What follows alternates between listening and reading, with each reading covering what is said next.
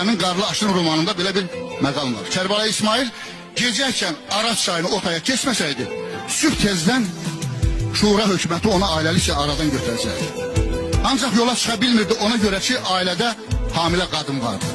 Çox götür qoydan sonra qan düşməni olan Usuboğlu'nun qapısını döyüb deyir ki, Usuboğlu, biz düşmənik, qalsın öz yerində. Amma sənə əmanətim var Usuboğlu. Bu namus məsələsidir. Hamilə qadını sənə etibar edib gedirəm. Ara sakitləşsin, gəlib aparacaq. Dərin fikrə gedən Usuboğlu deyir ki, bir şərtlə əmanətini qəbul edirəm Kərbəlayı. Oğlumu özünlə girov apar. O qadının başından bir tük əskik olsa, oğlumun qanı sənə halal. Deyirəm ki, babalarımızın düşmənçiliyindən də kişilik yalan. Babalar vardı, aqil babalar. Haqqın dərgahına inib getdilər.